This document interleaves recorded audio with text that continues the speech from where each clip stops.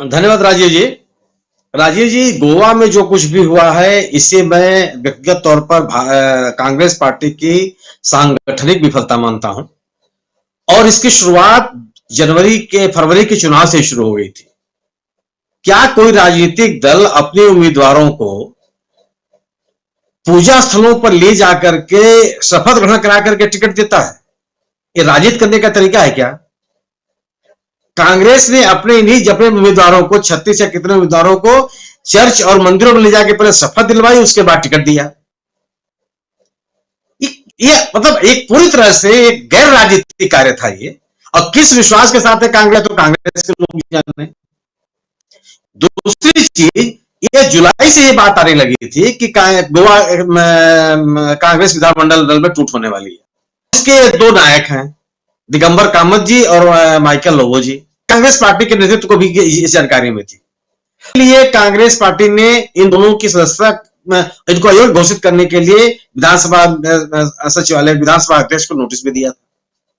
मतलब अगर आप अपने संगठन को ढंग से नहीं चलाएंगे और ये टूट पैदा होगी, तो इसकी तोहमत दूसरे के ऊपर देना, यह केवल अपनी कमजोरी को छिपाने की भी कोशिश है। निश्चित रूप से राहुल गांधी एक बड़े अभियान पर निकले हैं, इस देश के राजनीतिक विमर्श को बदलने के लिए निकले हैं और इसका असर भी दिख रहा है। लेकिन कांग्रेस पार्टी अपने सांगठनिक दायित्वों से इनकार नहीं कर सकती। कांग्रेस में अगर गोवा में इस तरह की टूट फूट की आशंका थी, और थी, पूरा देश जानता था, उसको रोकने के लिए कांग्रेस ने कुछ नहीं किया। और आप ये सोचिए ना कि इस टूट का कांग्रेस की गोवा की राजनीति पे क्या असर पड़ा। कांग्रेस गोवा फॉरवर्ड पार्टी ने जो रिएक्शन दिया है उसको आप देखिए कि यहाँ के जनप्रतिनिधियों को एक जिस के रूप में बदल दिया गया है। इस तरह की राजनीति हो रही है, जैसे गेहूं के बोरे हम हो गए हों, सामान हो गई, फरोख्त हो रही है। हमको इस तरह से प्रोजेक्ट किया जा रहा है जैसे हम केवल लालच में, लोभ में और सत्ता के लिए राजनीति कर रहे हैं। ये पूरे राजनीति में गतिविधियों में शामिल लोगों के लिए इस तरह का माहौल बनाने जाने की कोशिश की रही है। ये गोवा की फॉरवर्ड पार्टी ने कहा। इस तरह की इस घटना का गोवा के राजनीतिक परिवेश में खराब असर पड़ा। लेकिन इन चीजों से भारतीय जनता पार्टी को कोई मतलब नहीं।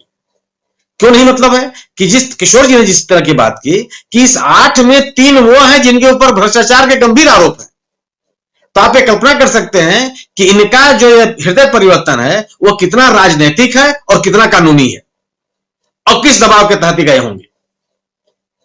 तो आप जिस तरह का आप कहते क्या थे अपने आप को, पार्टी विद डिफरेंस। हम अपने विचारधारा को महत्व देते हैं, राष्ट्रवाद हमारा प्रमुख तत्व है, नैतिकता हमारे जीवन की शैली है, सहिष्णुता हम लेके पैदा हुए हैं। जितने तरह के सत्कर्म थे सब आपके कार्यशैली के आधार होते थे, आपका दावा होता था। आप कर क्या रहे हैं?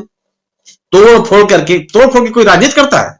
लेकिन निश्चित रूप से इस घटना से मैं आपके इस बात से सहमत नहीं हूं कि गोवा की इस घटना से राहुल गांधी के राजनीति पे कोई ब्रेक लगेगी, राहुल गांधी के इस पदयात्रा पे कोई ब्रेक लगेगी। एक बड़ा कैनवस है राहुल गांधी ने तैयार कर दिया। और जिस तरह 8वां दिन है, लेकिन तमिलनाडु और केरल दोनों राज्यों में जिस तरीके से रिस्पांस मिला है और जिस तरीके का रिस्पांस पूरे देश से मिल रहा है, इसका आकलन आप ऐसे कर सकते हैं कि सोशल मीडिया पर जब भारतीय जनता पार्टी के नेता या उनके समर्थक कोई टिप्पणी करते हैं इस यात्रा के बारे में, उसके ऊपर जो प्रतिक्रियाएं आती हैं उनको आप देखिए। मेरा अपना मानना है कि 90% से अधिक लोग ऐसे हैं जो उन टिप्पणियों से असहमत हैं और राहुल गांधी के पक्ष में खड़े हैं।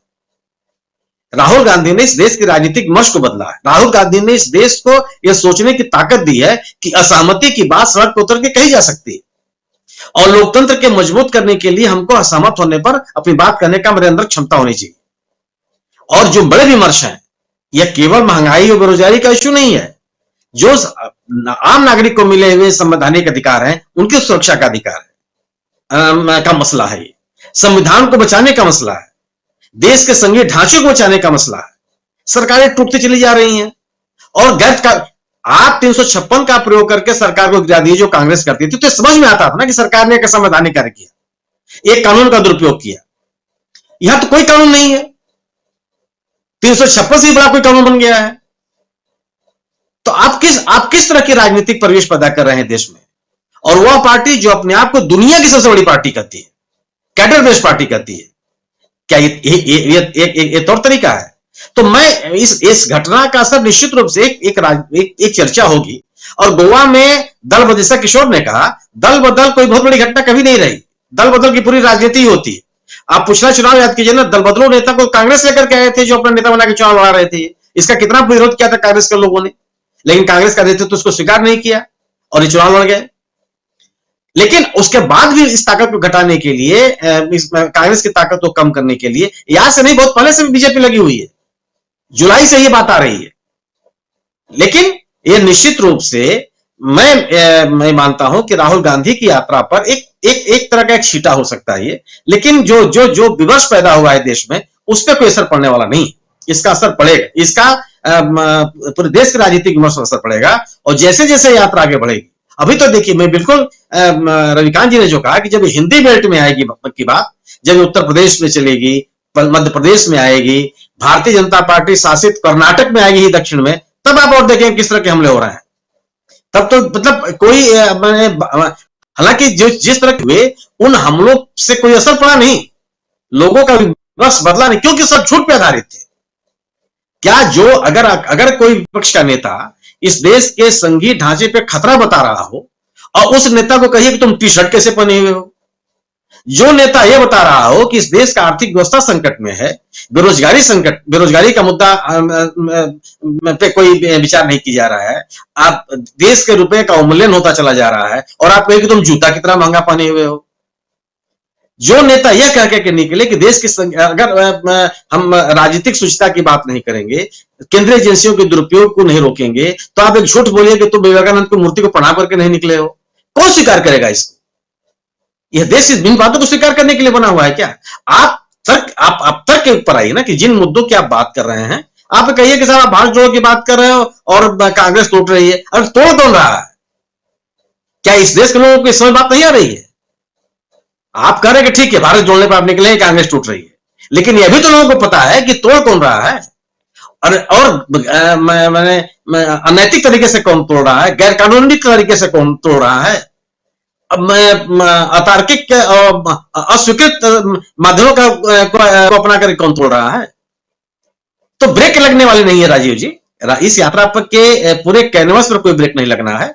जो जनमानस तैयार हो रहा है उसमें भी ब्रेक नहीं लगना है। लेकिन यह सही है कि कांग्रेस गोवा में अपने सांगठनिक क्षमता को साबित करने में विफल रही है। जी राजीव जी। कमलेंदु जी, आपके पास आऊं, लेकिन आपसे पहले एक कमेंट लेना चाहता हूं प्रेम कुमार जी आपसे। क्या राहुल गांधी की जो ये